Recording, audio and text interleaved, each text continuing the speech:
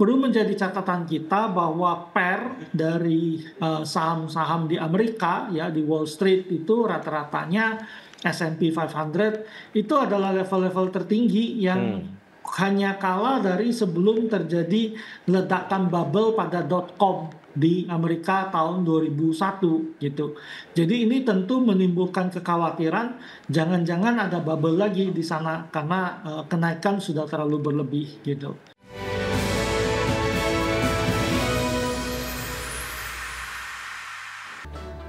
Untuk berbincang pagi hari ini kita sudah terhubung bersama Pak Hans Kueh, co-founder dari Pasar Dana. Selamat pagi Pak Hans. Ya, selamat pagi Pak Uki. Baik, terima kasih sudah bergabung bersama kami Pak Hans. Semoga sehat selalu Pak Hans. Baik, kita akan membahas terkait dengan bursa global, terlebih dahulu terkait dengan kepastian mengenai bagaimana sebetulnya ekonomi dari Amerika Serikat begitu ya. Setelah kemudian penutupan dari pemerintahan Amerika Serikat ini masih berlanjut, pasar nampaknya seperti kehilangan arah walaupun memang ternyata ada beberapa statement yang disampaikan oleh The Fed terkait dengan kepastian dari keputusan tingkat suku bunga acuan, tapi kemudian pendapatnya juga berbeda begitu ya. Apakah akan diturunkan kembali bulan ini atau kayaknya mungkin nggak bakal diturunkan untuk suku bunga The Fed sendiri. Bagaimana ini sebetulnya memberikan sedikit dinamika sendiri Pak Hans terkait dengan pasar global spesifiknya mengenai pasar di Amerika Serikat? Ya, memang kalau kita lihat tadinya pasar memperkirakan bahwa penutupan ekonomi Amerika hanya berlangsung 3 hari. Jadi kalau cuma 3 hari tentu nggak ada banyak pengaruh gitu. Dan biasanya memang sebenarnya penutupan ekonomi Amerika itu tidak banyak pengaruh ke pasar keuangan dan biasanya malah pasar masih menguat gitu. Nah, tetapi masalah muncul kalau penutupannya lama. Ya, jadi kalau penutupan lebih dari 2 minggu itu berpotensi menurunkan pertumbuhan ekonomi US. Jadi itu yang diperhatikan pelaku pasar. Nah, selain itu memang kalau kita lihat penutupan yang lama ini punya dampak Amerika tidak punya data resmi ya, kayak minggu lalu tidak ada non-farm payroll. Ya, jadi datanya keluar dari swasta, ADP dari sektor swasta, ketenagakerjaan gitu ya, dan beberapa data dari pemerintah tidak keluar. Ini menimbulkan keraguan-raguan pelaku pasar kira-kira kebijakan apa yang akan diambil oleh Federal Reserve sendiri terkait dengan data tersebut. Nah, ini yang menyebabkan pasar sedikit hati-hati gitu. Tapi berita yang kurang baiknya bagi kita adalah ternyata ketidakpastian itu menyebabkan orang kembali kepada aset safe haven, yaitu US dollar. Nah, ini tentu nggak bagus bagi kita karena memberikan tekanan pada nilai tukar rupiah kita. Jadi yang dinantikan pelaku pasar itu adalah kapan pembukaan ekonomi Amerika, kemudian data-data Amerika keluar, supaya The Fed ini bisa dipastikan apa kebijakan yang mereka akan lakukan.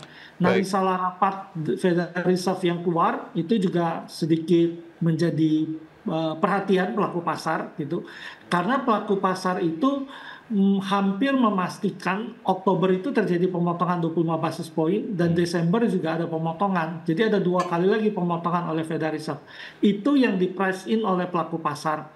Nah, ketika pejabat The Fed bilang oh masih ragu-ragu gitu, ini tentu menyebabkan pasarnya agak limbung ya. Jadi kemarin market terkoreksi, tapi hari ini berhasil rebound karena saham-saham AI gitu ya. Tapi ini yang diperhatikan gitu ya, bahwa tanpa data resmi dari pemerintah, kemudian risalah rapat yang terpecah gitu. Jadi orang kalau penurunan probabilitas pemotongan bunga meningkat itu biasanya memberikan tekanan pada pasar keuangan termasuk pasar saham Indonesia. Baik, tapi yang menarik adalah Wall Street sendiri, Pak Hans, yang kembali mencatatkan rekor pada perdagangan di hari Rabu seiring pelaku pasar yang nampaknya mengabaikan government shutdown di Amerika Serikat. Apa yang menarik dan juga bisa dianalisis dari ini? Sejauh mana ini kemudian nampaknya ya menjadi satu hal yang kayaknya walaupun government shutdown dilakukan di sana begitu dan juga terkait dengan berbedanya pendapat mengenai keputusan penurunan ataupun tidak diturunkannya suku bunga The Fed, ini mungkin bisa menjadi satu hal yang membuat pelaku pasar khususnya domestik ya fokusnya ke lain hal saja begitu ya, khususnya terkait dengan berbagai macam sentimen yang ada di dalam negeri tentu saja yang berdampak signifikan terhadap pergerakan sektoral sendiri. Ya, kalau kita lihat memang kalau yang terjadi di global seperti Amerika itu kan kenaikan pada saham AI kembali, Hmm, ya saham teknologi. Jadi mereka punya optimisme yang besar bahwa teknologi ini masih sangat menjanjikan pertumbuhan terjadi. Nah, perlu menjadi catatan kita bahwa dari saham-saham di Amerika ya di Wall Street itu rata-ratanya S&P 500 itu adalah level-level tertinggi yang hmm, hanya kalah dari sebelum terjadi ledakan bubble pada .com di Amerika tahun 2001 gitu. Jadi ini tentu menimbulkan kekhawatiran jangan-jangan ada bubble lagi di sana karena kenaikan sudah terlalu berlebih gitu. Nah, yang kedua tentu pasar menantikan karena ada loh lima sejarah penutupan pemerintah Amerika yang panjang gitu ya. Tahun 2019 ya itu di Desember 2018 sampai Januari 2025 itu hmm, 35 hari penutupan pemerintahnya. oke, Kemudian ada yang tahun 96 itu 21 hari, tahun 2013 16 hari, tapi ini 78 itu 17 hari ya. Kemudian 977 itu terjadi 12 hari. Jadi kalau penutupan lebih dari 2 minggu, kemungkinan marketnya akan negatif ya. Tapi kalau narasinya mengatakan mereka balik ke safe haven, ya emas hmm. yang menguat gitu dan tidak terlalu positif bagi pasar saham kita. Baik, menarik.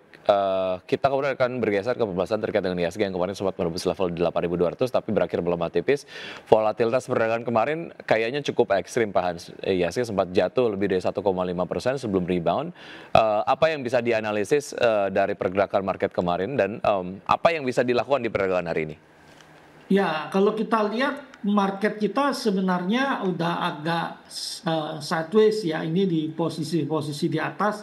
Saya melihat pelaku pasar juga berhati-hati gitu ya. Ada sentimen positif memang ya kalau kita lihat The Fed mau motong bunga itu jadi salah satu sentimen yang positif bagi pasar gitu ya. Kemudian Indonesia ekonominya dinaikkan pertumbuhannya ke 4,8 oleh World Bank ya.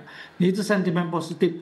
Tapi ya orang juga khawatir gitu ya sehingga terjadi tekanan turun, orang profit taking di pasar ya. Jadi terjadi tekanan turun. Jadi market cukup volatile dan terasanya faktor global yang lebih dominan gitu ya. Kalau dari dalam negeri mungkin yang sangat dicermati pelaku pasar sekarang adalah nilai tukar rupiah ya yang kembali mengalami tekanan, tapi tekanan ini lebih difaktor oleh global gitu ya. Pertama datang dari Jepang gitu ya. Kalau kita lihat Perdana Menteri Jepang ini alirannya adalah AB ya. Hmm, Jadi dengan aliran yang cenderung Shinzo Abe ini dia akan stimulus ya, fiskal stimulus, moneter stimulus gitu ya. Dan kemungkinan Bank Sentral Jepang itu tidak akan menaikkan suku bunga ya. hmm. Ini memberikan tekanan pada yen, US dollar menguat sehingga rupiah kita juga tertekan turun.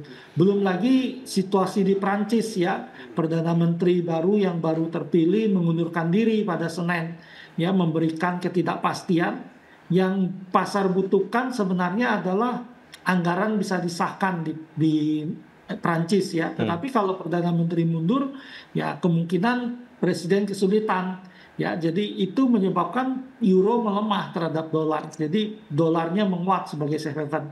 Nah, ini juga memberikan tekanan pada nilai tukar rupiah kita. Ya, jadi sentimen kita sih cenderung netral dan cenderung Hmm. agak negatif ya pergerakan Baik, kita. artinya tidak kemudian akan terjadi koreksi dalam begitu, tapi kemudian nampaknya akan berjalan normatif saja IHSG hari ini, atau seperti apa, Pak Hans? Ya, memang kalau kita pikir nggak akan terkoreksi cukup dalam Hmm, gitu ya, tetapi cenderung akan sideways. Yang menjadi perhatian kita tentu saham-saham big bank kita ya, yang bank-bank besar kita ya, dalam tekanan jual asing terkoreksi turun ketika indeks menyentuh all time high, mereka sangat jauh dari pergerakan itu. Ada yang mengatakan bahwa ekonomi bergeser gitu ya, bahwa sekarang fokusnya bukan saham-saham perbankan lagi, tapi kita harus sadari bahwa backbone ekonomi Indonesia ya kita tetap ditopang oleh sektor perbankan sehingga kalau saham-saham perbankan dijual asing tidak bisa break naik ke atas tentu jadi satu pertanyaan besar ya tentang pergerakan pasar kita yang saat ini lebih ditopang oleh saham konglomerasi agak baik. naik risikonya. Baik, menarik. Lalu apa rekomendasi Anda terkait dengan sektor finansial? Nanti kita kemudian akan bahas sekaligus membahas saham-saham yang direkomendasikan oleh Anda di pagi hari ini, Pak Hans. Dan pemirsa tetap bersama kami akan segera kembali.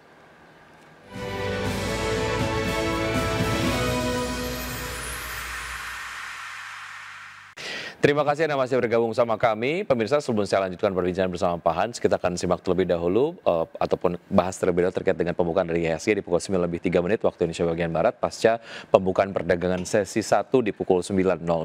IHSG sejauh ini bergerak menguat dengan penguatan 0,05%, menguat tipis saja di level 8.170, dibuka di level 8.187,7,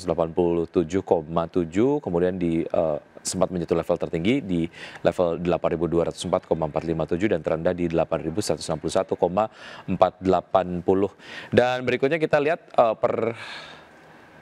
gerakan dari bursa utama Asia di pagi hari ini, pemirsa. Nampaknya bursa utama Asia di pagi hari ini dibuka mix, dengan Nikkei 225 dibuka menguat 1,35% di level 48.379, STI Singapura dibuka melemah 0,23% di level 4.446, kemudian Kospi Korea dibuka menguat 2,7% di level 3.549, dan Hang Seng Hong Kong dibuka melemah 0,54% di level 26.684. Berikutnya adalah saham-saham pilihan pagi hari ini dari Pak Hans, di antaranya adalah ada ADMF dengan support di 8.600, resistance di 9.000, kemudian Inco support di 4150, resistance di 4750, Nickel dengan support di 1020, resistance di 1235, Tower dengan support di 500 dan resistance di 630, semua saham direkomendasikan buy. Kita ke bahasan yang tadi belum sempat tersampaikan sebelum jeda Pak Hans terkait dengan sektor finansial ataupun mungkin sektor perbankan begitu yang kemarin menjadi beban utama dari pergerakan IHSG begitu ya. Anda tadi menyampaikan ada pergeseran favoritism lah ya yang sebelumnya sektor finansial difavoritkan oleh pelaku pasar, tapi kemudian kalau kita lihat ada saham-saham konglomerasi yang secara pergerakan juga signifikan dan menarik begitu. Apakah itu memang arahnya sedang demikian atau sektor finansial kemarin memang mengalami pelemahan disebabkan oleh sektor ataupun sentimen makro, Pak Hans? Ya, memang kalau kita lihat saham perbankan kita agak tertekan ya. Jadi kalau dari trennya, kalau kita lihat bank-bank besar itu memang udah melemah dari awal tahun bahkan ya, dari udah ada tekanan turun di saham-saham ini gitu. Memang ada banyak isu yang beredar gitu ya, mulai dari Bank Himbara yang diperkirakan NPL-nya akan bergerak naik, tapi memang belum terbukti bergerak naik. Kemudian kondisi ekonomi yang tidak terlalu membaik ya, itu juga disampaikan Pak Menteri Purbaya ya, likuiditas yang agak ketat, perang bunga oleh perbankan ya dalam merebut dana pihak ketiga, itu memang memberikan sentimen negatif bagi sektor perbankan. Belum lagi kalau Bank Himbara juga terimbas ya, biarpun belum terbukti gitu ya, beberapa potensi mereka diminta mendanai beberapa proyek unggulan pemerintah, mulai dari seperti Koperasi Merah Putih ataupun 3 juta rumah gitu ya. Jadi ada sentimen negatif yang banyak di bidang-bidang tersebut. Kalau kita lihat di global memang ada pergeseran ya, sekarang kan eranya tech ya, teknologi dan energi terbarukan. Nah, ini ada juga pola yang terjadi di Indonesia ya, saham-saham yang terkait dengan teknologi dan energi terbarukan lebih memimpin penguatan, sehingga saham perbankan ketika turun kita lihat saham-saham konglo itu bisa menguat sehingga menopang pergerakan indeks kita tidak turun ya seiring dengan penurunan saham-saham big cap perbankan. Baik, rekomendasinya netral dulu atau masih bisa masuk terkait dengan pelemahan yang terjadi untuk sektor perbankan, Pak Hans, karena harganya sudah cukup murah? Ya, kalau kita sih melihat bahwa di jangka panjang harusnya sektor perbankan ini menarik ya, valuasi relatif murah. Memang sekarang sentimennya negatif, harusnya kalau yang punya horizon investasi yang relatif panjang harusnya melakukan akumulasi beli di sektor perbankan gitu ya. Baik. Apalagi kalau pemerintah bisa merealisasikan program-program pemerintah yang bisa mendorong daya beli masyarakat, ya tren bunga ke depan kan bergerak turun ke bawah. Dan ini tentu akan positif juga bagi sektor perbankan. Jadi harusnya sektor perbankan ini kalau mau dibeli ya jangka panjang ya, mungkin Hmm. jangka pendek cukup volatile, agak tekanan turun, tapi jangka panjang kita pikir masih menarik sektor perbankan. Baik, kita bergeser ke saham-saham pilihan dari Anda, Pak Hans. ADMF apa yang menarik dari saham yang satu ini?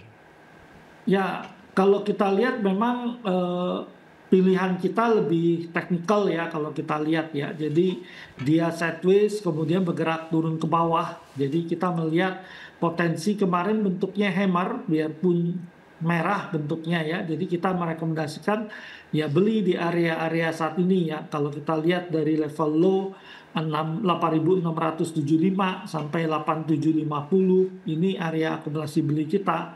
Ya, cut loss kalau turun di bawah 86, target penguatan kita kalau dia kembali ke resisten itu bisa ke 9 ribuan gitu ya untuk Baik, ADNF. Jadi baik, lebih teknikal. baik. Dari ADMF kita ke Inco, Pak Hans. Ya, kalau kita pikir saham Inco pun polanya ya kalau kita lihat dia membentuk pola yang berpotensi untuk bergerak rebound lagi dalam tren yang bergerak naik ke atas ya. Inco sudah terbentuk periode naiknya dari April ya tren naiknya. Jadi kita memperkirakan saham ini melanjutkan penguatan area beli 43 sampai dengan 4570 area beli kita. Cut loss kalau dia bergerak turun di bawah 4150. Resisten terdekat 4750, kalau tembus kita pikir bisa sampai 49 atau 5000 untuk saham Inco. Oke, harga terakhir menarik untuk bisa langsung masuk ya, Pak? Ya, harga-harga saat ini polanya mungkin akan melanjutkan penguatan. Oke, baik. Dari Inco kita ke NCKL atau Nico. Ya, NCKL ini sebenarnya valuasi murah ya saham ini masih ada potensi untuk upside potensi. Trennya udah naik ya kalau kita lihat dari Agustus, Juli akhir Agustus udah bergerak naik. Tadinya harga saham cuma 600-an, sekarang udah 1100 ya, bahkan sampai 1200 ya, udah naik selipat. Tapi valuasi masih menarik, aku masih beli di 1075 sampai dengan 1160 di harga saat ini. Ya, cut loss kalau turun di bawah 1000 ya. Saat ini potensi pertama tembus tes resisten ya di 1235 gitu ya. Kalau bisa tembus mungkin akan menuju 1500 ya untuk Baik. saham NCKL. Baik, dari NCKL kita ke Tower, seperti apa, Pak Hans? Ya, emiten tower ya kami rekomendasi beli. Memang ini agak spekulatif ya. Ini tren lagi turun banget gitu ya. Dari Agustus akhir itu trennya mulai bergerak turun ya. Penurunan tapi candlenya mengecil ya dan agak menurun kekuatan turunnya. Sehingga kita rekomendasi beli 505 ya sampai 520 area beli, cut loss di bawah 500 ya. Sementara target penguatan kita di 565, kalau bisa tembus mungkin menuju 600 untuk saham tower. Baik, itu tadi beberapa saham-saham pilihan, ada ADMF, Inco, dan juga NCKL dan Tower. Pak Hans, terakhir untuk review Anda, ataupun mungkin proyeksi Anda lah ya, terkait dengan pergerakan IHSG di hari ini, support dan resistensinya di level berapa, Pak Hans? Ya, kemungkinan IHSG-nya mungkin tidak akan bergerak terlalu lebar gitu ya. Jadi global itu tentu sedikit hati-hati ya. Kita tahu bahwa ekspektasi orang penurunan Fed Fund Rate tinggi, tapi udah di press in di pasar. Kemudian tekanan nilai tukar rupiah tentu diperhatikan ya.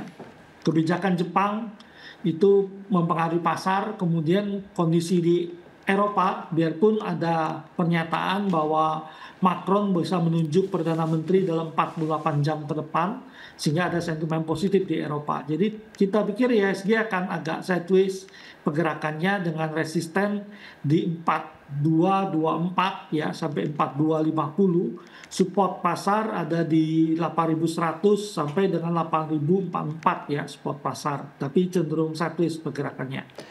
Baik, Pak Hans, terima kasih atas informasi dan analisis yang Anda sudah sampaikan. Semoga dapat menjadi referensi dan juga informasi untuk pelaku pasar menerapkan strategi investasinya hari ini dan lagi-lagi keputusan investasi kembali ke tangan investor. Pak Hans, sukses selalu untuk Anda, sehat selalu, sampai jumpa. Ya, terima kasih, selamat pagi. Selamat pagi.